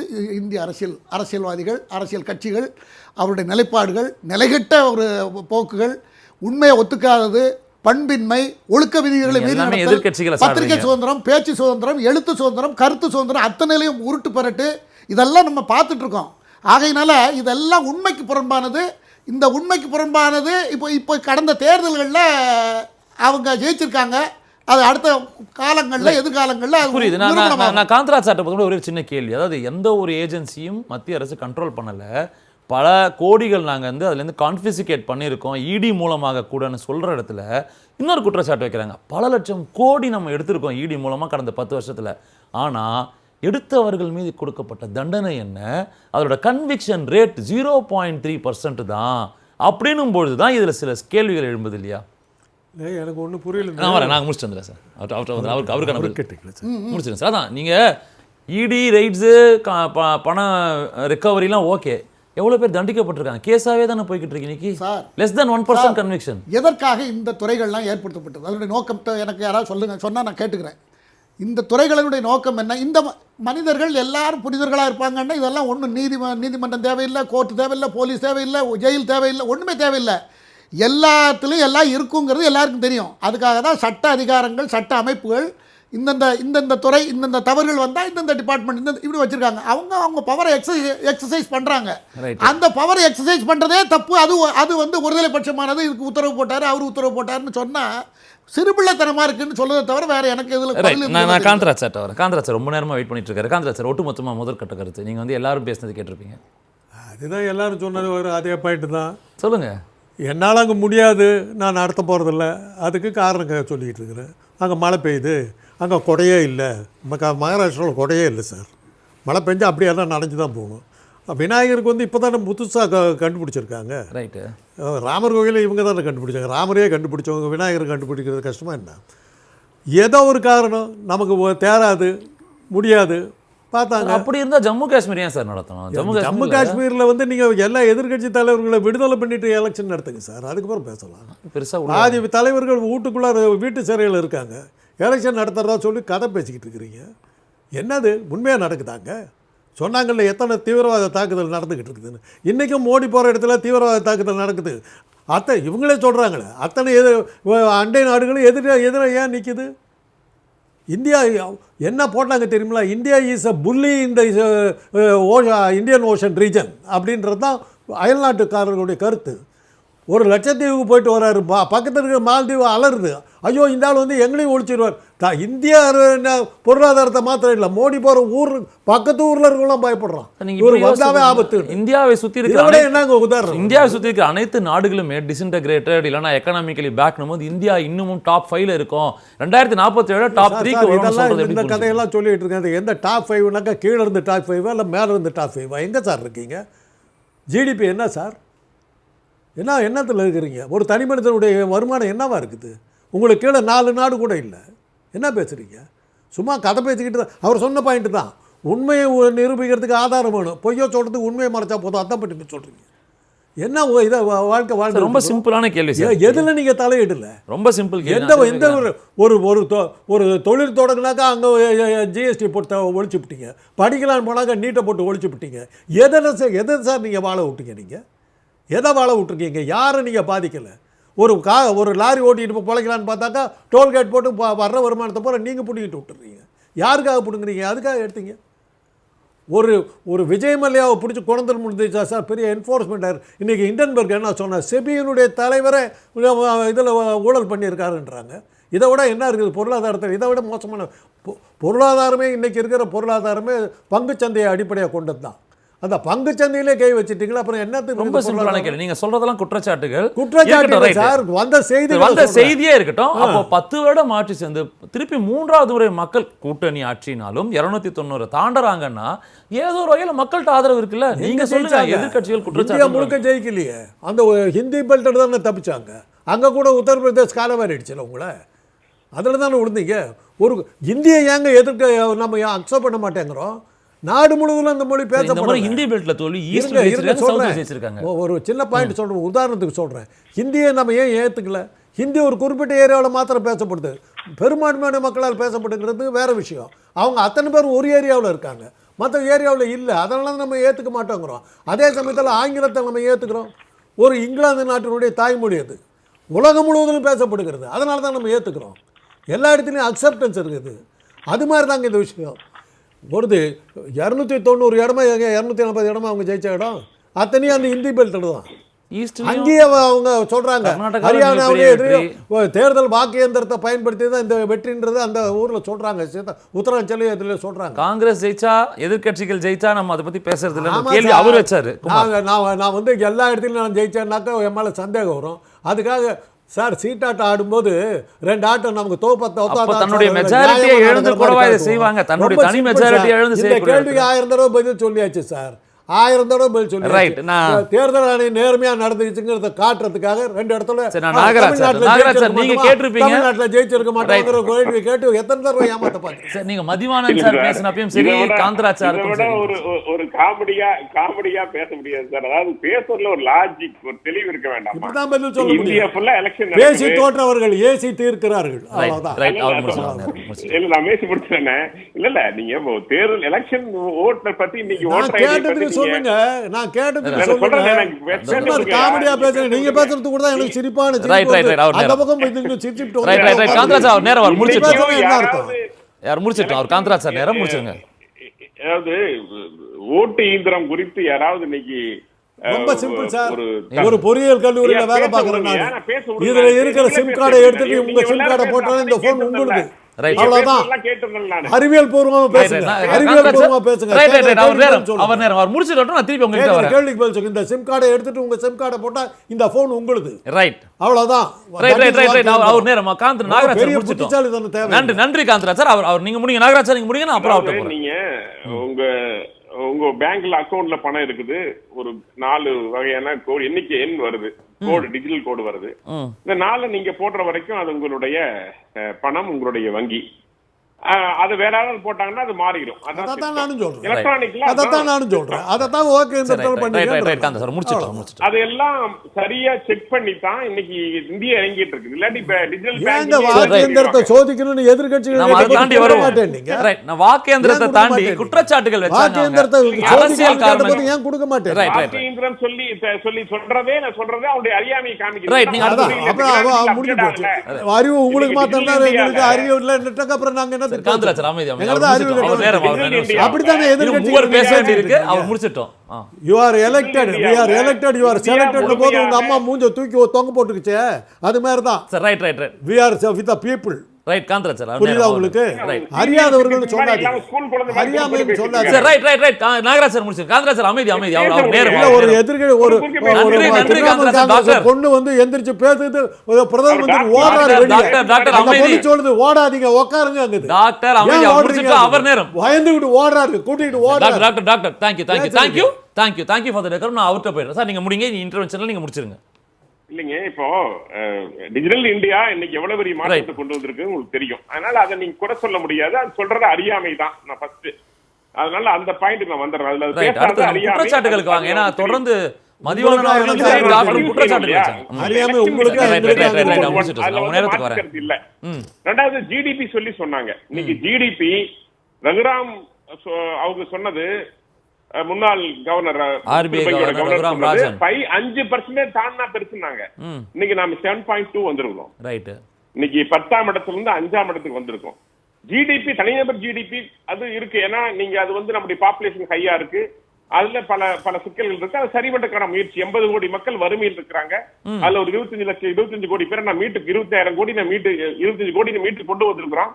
அதற்கான முயற்சி எடுக்கிறோம். ஆனா காங்கிரஸ் அவங்க ஆரம்பிச்ச கோஷமே கரீபி உட்டாவ், வறுமை ஒழிப்போம். அவங்க செய்யவே இல்லை. அதை நாங்க செய்யறோம். பிஜேபி இன்னைக்கு அதை செஞ்சிட்டு இருக்கு. அதே மாதிரி ஜிஎஸ்டி குறிப்பு திரும்ப பேசுறாங்க. ஜிஎஸ்டி யாருக்காக? நிதி அமைச்சரும் அல்லது பிரதமர் லண்டன்ல சொத்து வாங்கி போட்டிருக்காங்களா, இல்ல அமெரிக்கால சொத்து வாங்கியிருக்காங்களா, இல்ல பெங்களூர்ல சொத்து வாங்கி போட்டிருக்காங்களா?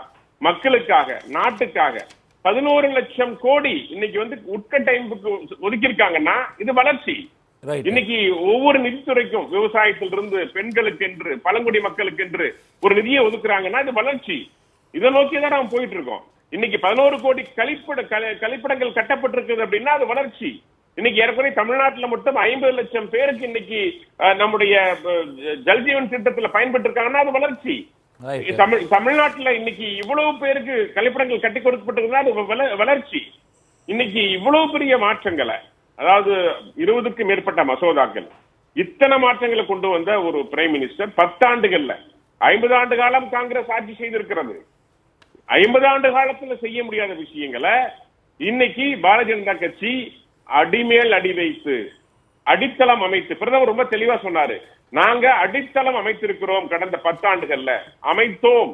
அதனாலதான் இன்னைக்கு உலகத்தில் எங்க போனாலும் பிரதமருக்கு மரியாதை கிடைக்கிறது, பொருளாதாரம் உயர்ந்து இருக்கிறது. நீங்க பொருளாதாரம் வீக்கா இருந்தோம்னா எந்த நாடும் மரியாதை தராது. உலக நாடுகள் இன்னைக்கு மரியாதை கொடுக்கும் முக்கிய காரணம் நம்முடைய பொருளாதாரம் பலமாக, அந்நிய செலவணி கையிருப்பு இருக்கிறது, தங்கம் கையில இருக்கிறது. இன்னைக்கு நம்முடைய நிலையில நீங்க ஒண்ணும் இல்லைங்க. டாலர் விலை என்ன? தங்கம் அப்படியே கையில கொட்டி கிடக்குது. நம்முடைய உண்மையை மறைக்கிறதுக்கு சொல்றதுக்கு ஆதாரம், பொய் பேசுறதுக்கு ஆதாரம் தேவை. நன்றி doctor. Dollar sir Nagaraj sir ரொம்ப சுருக்கம். டாலர் எங்க இருக்குது?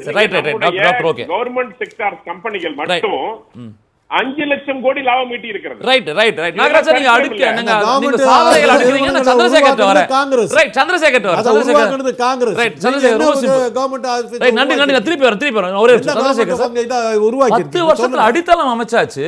50 வருடங்கள் காங்கிரஸ் தவறியதை இந்த நேரத்துல வேறு வழி இல்ல இந்த இவங்க செய்த நல்ல விஷயங்களை பார்ப்பதற்கு. அதனால இந்த மாதிரியான குற்றச்சாட்டுகள், ஏஜென்சியை கையில் எடுக்கிறாங்க, எலெக்ஷன் கமிஷனை வச்சு தேர்தலை தள்ளுறாங்க. 27 முடிய போதுட்டோம், அதற்குள் நடத்தி தான் ஆக வேண்டும், நடத்துவாங்க. இதுதான் வாதம். இவங்க அடித்தளம் உருவாக்கணும்னு சொல்கிறாங்கல்ல, அடித்தளத்தையே தகர்த்துருக்காங்கன்னு தான் நான் சொல்லுவேன். இந்திய ஜனநாயக அமைப்புகள் ஒன்றையாக தகர்த்துருக்காங்க.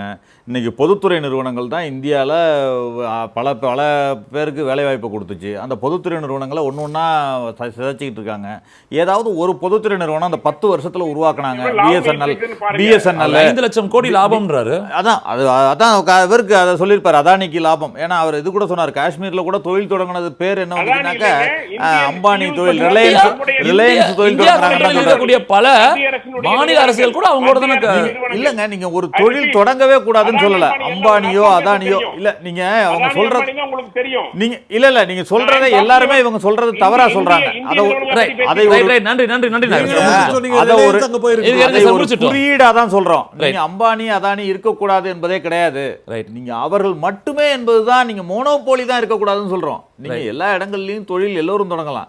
ஒரு முறைகேடு வந்தா கூட அவங்களை விசாரிக்க கூடாதுன்னா என்ன அர்த்தம்? ஒரு ஹிண்டன்பெர்க் அறிக்கை வருது, செபியை அவர் சீர்குலைக்கிறாரு, செபியோட தலைவர் பதவி விலகிட்டு அந்த செபியோட தலைவர் அவர் மீதான விசாரணையை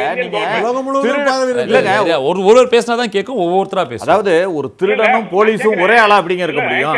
உங்களுக்கு உங்கள் மீதான அதை நீங்க பெருசா சொல்றீங்களா? யார் வேணா இருக்கட்டுங்க, நீங்க ஹிண்டன்பெர்க் ஹூ ஹி இஸ் அதெல்லாம் தேவையில்லை. அவங்க சொல்ற கருத்து என்னங்க? நீங்க சொல்ற கருத்து என்ன? நீங்க சொல்ற கருத்து எல்லாரும் இப்ப இவங்க சொல்றது, அவரு மோடி அவர்களிலிருந்து விவாதத்துக்கு வர நாகராஜ் வரைக்கும் எல்லாம் என்ன சொல்றதுன்னா, நீங்க என்ன குற்றச்சாட்டு சொன்னாலும் நீ யாருன்னு கேட்பாங்களே தவிர அந்த குற்றச்சாட்டுக்கு பதில் சொல்வதில்லை. இதுதான் அவர்களுடைய பழக்கம். இன்னைக்கு செபியில இவ்வளவு பெரிய முறைகேடு நடந்திருக்கு, அதை வந்து ஆதாரப்பூர்வமா வெளியில வந்திருக்கு, பொதுத்தளத்திலேயே இருக்கு, அவங்களே ஒத்துக்கிட்டு இருக்காங்க. ஆனாலும் விசாரணை இல்ல. தலைப்புக்குள்ள வந்தா இன்னைக்கு நேர்மை. நீங்க தேர்தல் ஆணையத்தை பத்தி நம்ம பேசிட்டு இருக்கோம். தேர்தல் ஆணையத்துடைய நேர்மை அப்படின்னு எடுத்துக்கிட்டீங்கன்னா, எல்லாரும் நட்சத்திர பேச்சாளர்கள்லாம் பேசினா அவர்கள் மீது குற்றச்சாட்டு வந்தா அவர்களுக்கு தான் நோட்டீஸ் அனுப்புவாங்க.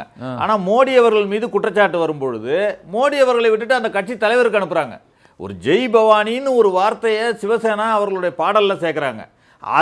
அதனை நீக்கினாதான் அந்த பாடலை வெளியிடுவோன்னு சொன்ன தேர்தல் ஆணையம் ஜெய் பஜ்ரங் பலின்னு சொன்ன மோடி மீது என்ன நடவடிக்கை எடுத்துச்சு? இல்ல அது எடுக்கல. ஏன்னு கேக்குறேன், ஏன் எடுக்கலன்னு கேக்குறேன். இது மாதிரி ஒவ்வொரு விஷயமும் சொல்லலாம். நீங்க 2014 இருந்து 2014 தேர்தலில் சத்ரபதி சிவாஜி கோட்டையில போய் உட்கார்றாரு. 2019 பத்ரிநாத்ல போய் தியானம் உட்கார்றாரு. 2024 விவேகானந்தர் ராக்ல உட்கார்றாரு. என்ன கடைசி கட்ட தேர்தலின் பொழுது வேண்டுமென்றே உட்கார்ந்து.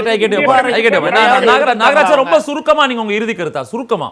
இல்ல இவங்க தொடர்ச்சியா இவங்க சொல்ற விஷயங்கள், மோடிஜி அங்க போய் உட்கார்ந்தாரு, இங்க போய் உட்கார்ந்தாரு. ஆமாங்க, பாஜக இந்துத்துவ கொள்கையுடைய கட்சி, இந்திய கலாச்சாரத்தின் பண்பாட்டின் மீதான அக்கறை உள்ள கட்சி. தேர்தல் நடத்தை விதிமுறை இருக்கிறப்ப உட்கார்ந்ததாங்க சொல்றோம். அவர் போறத தப்பே சொல்லல. தேர்தல் நடத்தை விதிமுறை ஏங்க, தேர்தல் நடக்கிற அன்னைக்கு போய் உட்கார்றதா சொல்றோம். காங்கிரஸ் போல நாங்க முஸ்லீம் லீக் அல்ல, தயவு செய்து புரிஞ்சுக்க பிரதர். ஆமா, நாங்க எல்லாத்துக்கும் உண்மைன்னு சொல்றோம். மத சார்புன்னு போய் பேசல, உண்மைன்னு சொல்றோம். சட்டங்கள் எல்லாருக்கும் right I get you point. சொல்றோம். நன்றி சார், நன்றி. நான் மதிவானன் சார் வரேன். மதிவானன் சார், அவங்க சொன்னதை நீங்கள் கேட்டிருப்பீங்க. இதில் என்ன தவறு? சட்டத்துக்கு உட்பட்டு நாங்கள் எல்லாத்தையும் செஞ்சால் அதற்கு ஒரு குறை சொல்வது வாடிக்கையாகிவிட்டு எதிர்க்கட்சிக்கு. எதிர்க்கட்சின்னு சொல்வதில் இவங்க எதிர்க்கட்சிகளாகவே செயல்படுறாங்க. எத்தனை விஷயங்கள் நாங்கள் பட்டியலிடுறோம். நாங்கள் வந்து 10லேருந்து 5க்கு கொண்டு வந்திருக்கோம். ஜிடிபி இன்க்ரீஸ் ஆயிருக்கு. இதெல்லாம் பார்த்து மக்கள் ஓட்டளிச்சிருக்காங்க. ஓகே, ஒரு ஆன்டி இன்கம்பன்ஸ் இருக்கும். ஆனால் 3வது முறை சாதனையாக அமர்ந்தது மக்கள் ஆதரவில் பொங்கறாங்க அப்படின்றது தான் வாதம். இல்லை, மக்கள் ஆதரவுன்னு சொன்னால் அது மிகப்பெரிய பொய். மக்கள் மதத்தால் ஆதரவு ஜெயிச்சேன்னு சொல்லுங்க, ஒத்துக்கிறோம். மதத்தால் ஜெயிச்சேன்னு சொல்லுங்க, நாங்கள் ஒத்துக்கிறோம். நான் மாற்று கருத்துலாம் பேசலை. இதே பிரதமர் 100 இடத்துக்கு மேலே முஸ்லீமு இஸ்லாமியர் பற்றி பேசினாரா பேசலையா? தேர்தல் அணி ஏன் நடவடிக்கை எடுக்கல? நடுநிலையான தேர்தல் அணி நீங்கள் சொல்கிறீங்கல்ல, ஏன் நடவடிக்கை எடுக்கல? எதிர்கட்சிகளாம் தடை விதிச்சிங்கல்ல, 2 நாள் பிரச்சாரத்துக்கு போட சொன்னீங்களா சொல்லலையா? ஏன் மோடிக்கு மட்டும் அதை செய்யலை? அப்போ நீங்கள் தேர்தல் ஆணையர் வந்து நியாயமானவர், தேர்தல் ஆணையர் நியாயம்னு நீங்கள் சொல்லுவீங்க, அதை நாங்கள் நம்பணுமா? சனாதனம் குறித்து ஜி.கே. நாகராஜ், நீங்க பேசும்போது அமைதியா இருங்க. தயவு செய்து நீங்க அமைதியா இருங்க. உங்களுடைய மத உணர்வு இல்ல. பிரதமர் இந்த நாட்டில் இருக்கிற 140 கோடி பேருடைய உணர்வையும் மதிக்கணும். அதைத்தான் நாங்க சொல்றோம். உங்களுடைய மத உணர்வு எந்த அளவுக்கு உங்களுக்கு முக்கியமோ அதே மாதிரி தான் இந்த நாட்டில் இருக்கிற எல்லாருக்குமான மத உணர்வு. ஒரே நிமிஷம், நீங்க தேர்தல் நேரத்துல தாலி அறுத்துறது, எரும மாடு, சொத்தை பறிச்சு கொடுத்துருவாங்க, இடஒதுக்கீட பறிச்சு கொடுத்துருவாங்க, இப்படி பொய்யா பிரச்சாரம் பண்ணி நீங்க ஜெயிச்சத நியாயமான வெற்றின்னு தயவு செஞ்சு பேசாதீங்க. ஒரே வார்த்தை, நீங்க தன்னாட்சி பெற்ற அமைப்புகள்லாம் நியாயமா இருக்குது, செயல்படுது அப்படின்னு பேசுற நீங்க 1956 இருந்து 2023 வரைக்கும் 5906 வழக்கு வந்து அமலாக்கத்துறையால் பதிவு செய்யப்பட்டிருக்கு. இதில் கைது செய்யப்பட்டவர்கள் பார்த்தீங்கன்னா 513 பேர், குற்றப்பத்திரிகை தாக்கல் செய்யப்பட்டவர்கள் பார்த்தீங்கன்னா 1142 பேர். ஒரு நிமிஷம், நீதிமன்ற விசாரணை முடிந்த வழக்குகள் பார்த்தா 25, தண்டனை அறிவிக்கப்பட்ட வழக்குகள் பார்த்தா 24, தண்டனை பெற்றவர்கள் பார்த்தா 45 பேர். அப்போ இந்த அமலாக்கத்துறை இவங்களோட சிபிஐ டேட்டா சொல்றேன், 2014 2022 வரைக்கும் மொத்த வழக்கு 124 வழக்கு, சிபிஐ போட்ட வழக்கு. அதுல 118 பேர் யாருன்னா எதிர்கட்சிக்காரங்க. உங்க கட்சிக்கு வந்த உடனே அஜித் பவார்ல இருந்து, நாராயண் ராணால இருந்து, ஹேமந்த் பிஸ்வாஸ்ல இருந்து எல்லாரும் எப்படி புனிதரமானாங்க?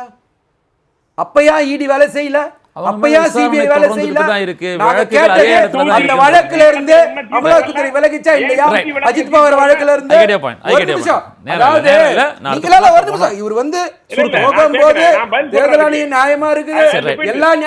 தயவு செஞ்சு சார், இடன்பர்க் கேஸ்ல பிரதமருடைய பதில் என்ன, நிதியமைச்சரோட பதில் என்ன, 1000 எப்பொருள் யார் யார் வாய் கேட்பினும் அப்பொருள் மெய்ப்பொருள் காண்பிக்கும் சொன்னார். சொன்னது உண்மையா பொய்யா? மாதவி பூச்சியோட கணவர் ஆலோசகரா இருக்காரா இல்லையா? அதுல வர ஆதாயம் யார் பட்டா சொல்லுங்க. நீங்க ஒரு நிமிஷம், எல்ஐசி கடைசியா சொல்றேன், நீங்க ஒரு சாதாரண ஏழை போடுற 100, 200, 500 மியூச்சுவல் ஃபண்ட்ல இருந்து மொத்த பொதுத்துறை நிறுவனங்கள் மேல வச்சிருக்கிற காசு, பொதுத்துறை வங்கிகள் இருக்கிற காசு, இது எல்லாம் யார் ஹேண்டில் பண்றா? மொத்தமும் பங்குச்சந்தையில் தான் இருக்குது. 437 லட்சம் கோடி டேர்ன் ஓவர் ஆகிற பங்குச்சந்தை, உலகத்திலேயே 4வது டேர்ன் ஓவர் பண்ற பங்குச்சந்தை. அதுல ஒரு ஷேர் டேமேஜ் ஆனா யார் பொறுப்பு? ரைட். இல்ல ஒரு நிமிஷம் முடிக்கல, நேரம் இல்ல. மோடி ஆட்சிக்கு வந்ததுக்கு அப்புறம் 13 லட்சம் 18 லட்சம் கோடிக்கு மேல நட்டம் வந்திருக்கு. ஒரு நிமிஷம், லாஸ்டா ஒண்ணே நேரம் இல்லை. காந்திராஜனை கேட்ட கேள்வி அவர் பதிலா சொல்ல, இந்திய ரூபாவோட மதிப்பு இன்னைக்கு விழுந்து கிடக்கு. அதுக்கு என்ன பதில் பேச போறீங்க? எப்ப கேள்வி கேட்டாலும், ஒரு நிமிஷம், எப்ப கேள்வி கேட்டாலும் நேரு பண்ணாரு, காங்கிரஸ் பண்ணாங்க, வெளிநாட்டு சதி, அயல் நாட்டு சதி, இதை எவ்வளவு வருஷம் தான் பேசுவீங்க? 11 வருஷம் பிரதமரா இருந்துட்டு திரும்ப இதையே பேசுனீங்கன்னா பாக்குறவங்க சிரிக்க மாட்டாங்க. குமார் சார் உறக்க பேசிட்டாலே அதெல்லாம் உண்மை ஆயிராது. நான் சொன்னதெல்லாம் உண்மை. நண்பர் ரொம்ப சவுண்டா பேசுறாரு, பேசட்டும். நான் என்ன சொல்ல வரேன்னா,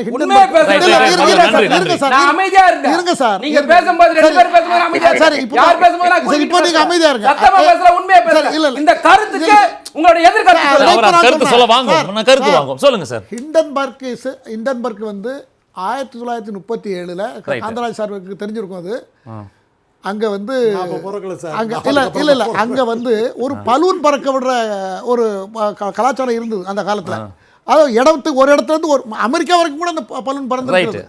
அப்போ அதில் ஒரு அந்த பலூனில் அடிமட்டத்தில் ஒரு சீட்டெல்லாம் அமைச்சு 35 பேர் பயணம் பண்ணி அது வெடிச்சு 35 பேர் இறந்து போயிட்டாங்க. அந்த வெடிச்ச இடமும் ஃபயர் ஆயிட்டுது. அந்த பலூனுக்கு பேர் ஹிண்டன்பர்க். இந்த நபர் யாரு? அண்டர்சன் வந்து அந்த ஹிண்டன்பர்க் கம்பெனியோட CEO. அவர் அந்த பேரை வைக்கணும், உலகத்தில் இருக்கிற பெரிய தலைகளை இப்படி தான் தட்டணும்னு சொல்லி திட்டம் போட்டு ஆரம்பித்த ஒரு கம்பெனி. சிவப்பு நாடான்னு நம்ம ஊரில் பத்திரிக்கை இருந்தது, எல்லாருக்கும் தெரிஞ்சிருக்கும். அது என்ன வேலை செஞ்சுதோ இன்னைக்கு அதே வேலையை ஒரு சிலர் செஞ்சுக்கிட்டு இருக்காங்க மீடியாவில், யூடியூப்பில். அந்த காரியத்தை பொருளாதார ரீதியாக உலகத்தில் இருக்க பெரிய பணக்காரங்களை தட்டுறது மட்டும், அதை வச்சு சம்பாதிக்கிறது, இதுதான் ஹிண்டன்பர்க். அதை வச்சு இவங்க பேசிட்டு இருக்காங்க, பெருசா பேசிட்டு இருக்காங்க. அதுக்கு என்ன அவர் சொன்ன சில விஷயங்கள் இருக்கு. இன்னைக்கு இந்திய ரூபாயின் மதிப்பு என்ன? நீங்க சொன்ன 10 வருடங்கள்ல இந்திய ரூபாய், அதாவது நீங்க கடன் வாங்கி சொத்து சோகங்கள் எல்லாம் நிறைய ஒரு உதாரணத்துக்கு தான் சொல்றேன்.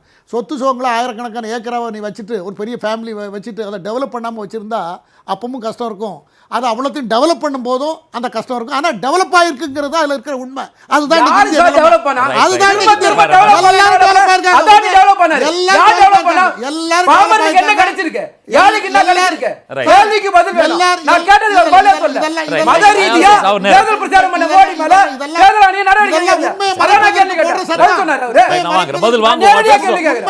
உண்மையை மறைப்பதற்காக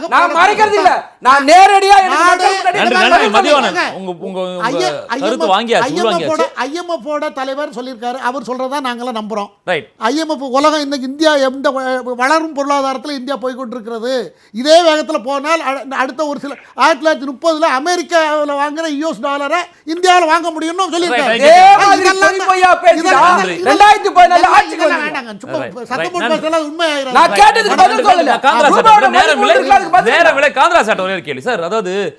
இடி எதிர்க்கட்சிகளை கைது செஞ்சா அது வந்து பழிவாங்கும் படலாம் நம்ம பேசிக்கிட்டு இருக்கோம். இங்க டிவிஎஸ்சி இருக்கு, எதிர்க்கட்சிகள் அரெஸ்ட் பண்ணப்படுறாங்க. இங்கேயும் அதே குற்றச்சாட்டு இருக்குது. அப்போ நம்ம எப்படி புரிஞ்சுக்கணும்?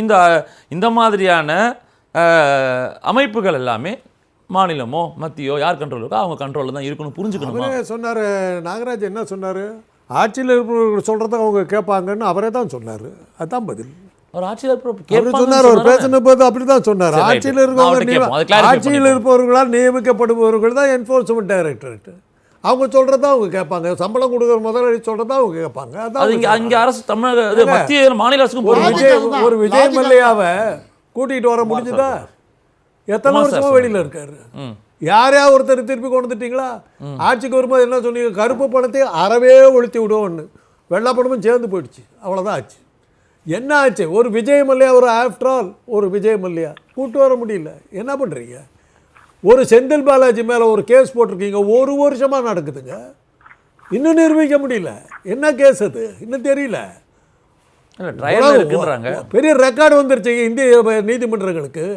ஒரு தனிப்பட்ட மனிதனுக்கு 50 முறை ஜாமீன் மறுக்கப்பட்ட சாதனையை செஞ்சுருக்குது இந்திய நீதிமன்றம். இது இப்படி போயிட்டு இருக்குது தான். இடி செவரேறி கோவிச்சு போகிறாங்க. அப்படி போய் கண்டுபிடிச்சா என்ன கொடுத்தாங்க? 1 வருஷமா நிரூபிக்க முடியலையே, கேஸே போட முடியல. தன்னிச்சையா அவங்களால செயல்பட முடியாது. இதான் உங்களுடைய ஒண்ணுமே அவங்க கிட்ட இல்ல. எதிர்கட்சிகளை ஒழிக்கிறதுக்காக உருவாக்கப்பட்டது, அவ்வளவுதான். செயல்பட முடியாதுங்கிற கேள்வியே தப்பு. ஒரு அரசாங்கங்கிறதா மேல, அரசாங்கத்தின் துணை நிறுவனங்கள் தான் இவங்க. அரசாங்கம் யாரு?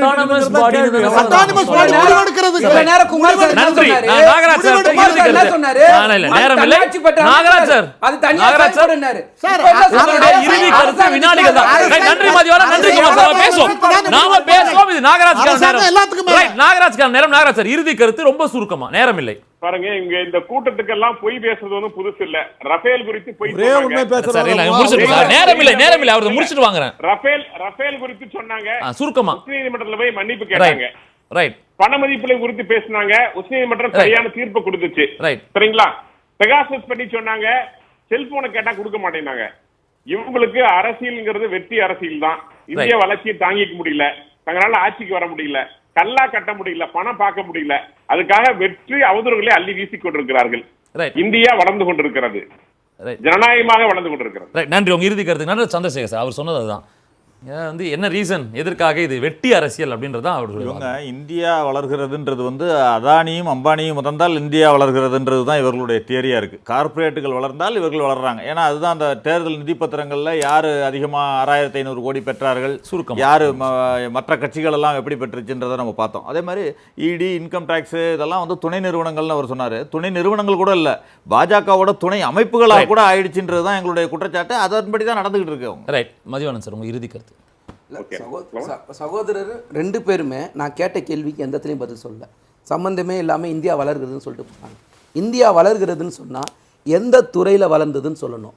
கல்வி, ஒரு நிமிஷம், கல்வி, வேலைவாய்ப்பு, சுகாதாரம், எதுல நீங்க வளர்ந்துருக்கீங்க கொஞ்சம் சொல்லுங்க பாப்போம். உணவு பற்றாக்குறையில இன்னைக்கு எங்க இருக்கிறோமா? பசி குறிக்க என்ன நம்ம இங்க பேசுறோம் சார். குமார் சார், நான் டேட்டா தரேன். நான் பேசுற அத்தனைக்கும் நான் டேட்டா தரேன். நீங்க பேசுற அத்தனைக்கும் போதும் டேட்டா தரீங்களா? நீங்க பேசுறது நினைச்சா எல்லாரும் பரவாயில்லை. நீங்க பொதுவெளியில நீங்க பேசுறதுக்கு டேட்டா தரீங்களா? நான் பேசுறதுக்கு நான் டேட்டா தரேன். நான் தான் சொல்றேன். சரிங்களா? அதனால ஒரு நிமிஷம் ஒரே ஒரு சின்ன கடைசியா கேக்குறேன். நீங்க ரூபாயோட மதிப்பை பத்தி பேச மாட்டீங்க, அந்நிய செலாவணியை பத்தி பேச மாட்டீங்க, தங்க கையிருப்பை பத்தி பேச மாட்டீங்க. கடைசியா ஒரே ஒரு கேள்வி சார். G20 மாநாட்டில் எல்லா நாடுகளும் சேர்ந்து சூப்பர் ரிச் டாக்ஸ் போடணும்னு சொன்னாங்க. 2% போடணும்னு சொன்னா ஆட்சிக்கு வந்தவன கார்பரேட் டாக்ஸை குறைக்கிறீங்க. கார்பரேட்டுக்கு டாக்ஸ் போட சொன்னா கடைசி வரைக்கும் எந்த கேள்விக்கும் பதில் சொல்லவில்லை என்று சொன்னாங்க. 1000 ஏக்கர் நிலம் சொன்னதே அவருக்காக தான் நான் சொன்னேன். நான் புரிஞ்சுக்கிறேன். இறுதி கருத்து காந்தராஜ் சார், ஒரே வரி மொத்தமா இந்த தலைப்புல இறுதி கருத்து ஒரே வரி. என்ன தலைப்பை சொன்னீங்கன்னு எனக்கு புரியவே இல்லை. நீங்கள் ஆரம்பிச்சு வந்து 4 சட்டமன்ற தேர்தல்னு கடைசியில் ஈடுன்னு எங்கேயோ போயிட்டீங்க. 4 சட்டமன்ற தேர்தலை பொறுத்த வரையிலும் எலெக்ஷன் கமிஷன் தெளிவாக இருக்குது. பாஜக ஜெயிக்கிற இடத்துல எலெக்ஷன் நடத்தும். 4 மாநில சட்டப்பேரவை தேர்தல் ஆணையத்தை பாஜக இயக்குகிறது. எதிர்க்கட்சிகளின் புகார் ஏற்புடையதான்னு பேசினோம். அறிவிப்பாங்களா, எப்படி இருக்க போது என்னன்றது காலம் பதில் சொல்ல போது பொறுத்திருந்து பார்க்க தான் போறோம். நன்றி. அரங்கத்துக்கு வந்த 4 பேருக்கும், இனத்தின் விழாக இணைந்த திரு நாகராஜ் அவருக்கும் நன்றி. மற்றொரு சந்திக்கலாம். இது மாலை முரசு தொலைக்காட்சியின் நேற்றிக்கண். நன்றி, வணக்கம்.